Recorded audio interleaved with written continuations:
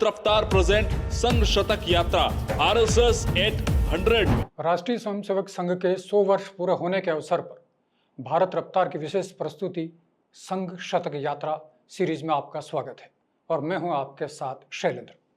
आज की सीरीज में हम बात करेंगे कुछ ऐसे पहलुओं पर जिनसे संघ का पूरा काम चलता है और इसमें सबसे पहला नाम आता है शाखा का।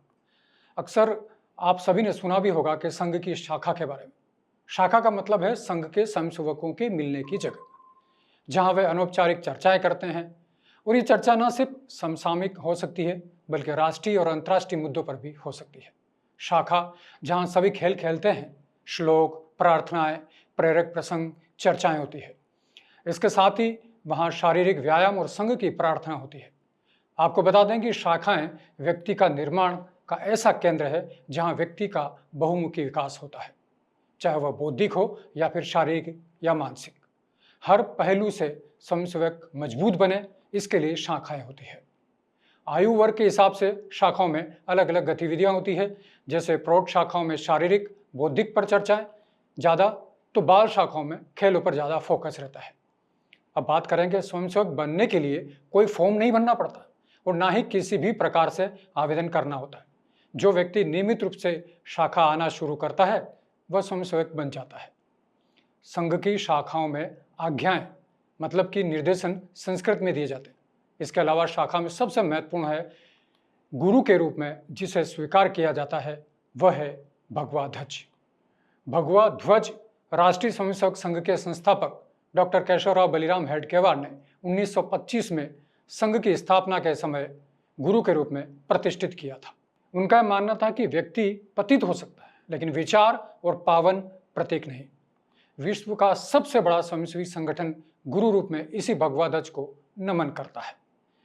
अब बात करें गुरु पूर्णिमा के दिन संघ के स्वयंसेवक गुरु दक्षिणा के रूप में इसी भगवा ध्वज के समक्ष राष्ट्र के प्रति अपना समर्पण व श्रद्धा निवेदित करते हैं। आपको बता दें कि इस भगवा ध्वज को गुरु की मान्यता यूं ही नहीं मिली है। यह ध्वज तपोमय व ज्ञाननिष्ठ भारतीय संस्कृति का सर्वाधिक सशक्त व पुरातन प्रतीक है। उगते हुए सूर्य के समान इस भगवा रंग भारतीय संस्कृति की आध्यात्मिक ऊर्जा, पराक्रमी परंपरा एवं विजय भाव का सर्वश्रेष्ठ प्रतीक है। संघ ने उसी परम पवित्र भगवा ध्वज को गुरु के प्रतीक के रूप में स्वीकार किया है, जो कि हजारों वर्षों से राष्ट्र और धर्म का ध्वज है। इसके बाद आता है शाखा प्रमुख, जो उस जगह की शाखा का पूरा कामकाज देखते हैं। संघ की अखिल भारतीय प्रतिनिधि सभा की रिपोर्ट के अनुसार साल 2024 में कुल 45,600 स्थानों पर 73,117 शाखाएं, 27,717 मिलन और 10,567 मंडलियां हैं। दरअसल मिलन और मंडलियां शाखा का ही प्रारंभिक रूप है, जिससे ध्वज लगाना जरूरी नहीं होता है। यह साप्ताहिक और मासिक होते हैं। शाखा रोज होती है। शाखा की सबसे जरूरी बात है इनका अनुशासन। इनका अनुशासन बिल्कुल वैसा ही होता है जैसा भारत की सेना का होता है। अब आप सोच रहे होंगे कि शाखाओं में यह अनुशासन मेंटेन कैसे रहता है।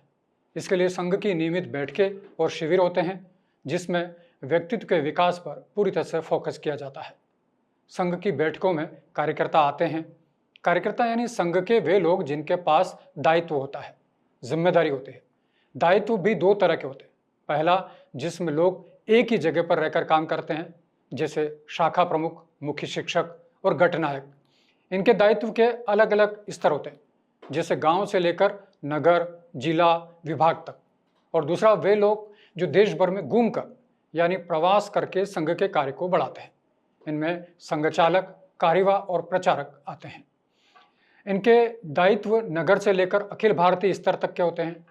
जिस तरह से भारत की संस्कृति और परंपरा में साधु संत संन्यास लेकर देश और समाज के कल्याण के लिए काम करते हैं, ठीक उसी प्रकार से संघ में जो प्रचारक होते हैं वे अपना पूरा समय संघ को देते हैं। संघ के प्रचारक का मतलब अविवाहित। यह प्रचारक गृहस्थ नहीं होते, मतलब शादी नहीं करते और आजीवन अविवाहित रहकर देश भर में घूमकर संघ के अलग अलग कार्य करते हैं और अपने दायित्वों का निर्वहन करते हैं। प्रचारक का मतलब अवेतनिक पूर्णकालिक स्वयंसेवक, यानी प्रचारक को संघ की ओर से किसी भी प्रकार का कोई सैलरी या तनख्वाह नहीं मिलती। संघ प्रचारक एक पूर्णकालिक स्वयंसेवक होता है जो आरएसएस के सिद्धांतों का प्रचार प्रसार करता है। प्रचारक को संगठन के लिए समर्पित जीवन जीना होता है। संघ में प्रचारक एक पूर्णकालिक कार्यकर्ता होता है जो संगठन के लिए कार्य करता है और आमतौर पर आजीवन ब्रह्मचर्य का पालन करता है। हालांकि कुछ प्रचारक शादीशुदा भी हो सकते हैं, लेकिन उनका मुख्य ध्यान संगठन के काम पर होता है। प्रचारक बनने के लिए व्यक्ति को संगठन के प्रति समर्पित होना चाहिए और पूर्णकालिक रूप से कार्य करने के लिए तैयार रहना चाहिए। तो ये थी भारत रफ्तार में संघ की शतक यात्रा को लेकर। आप बने रहिए भारत रफ्तार के साथ।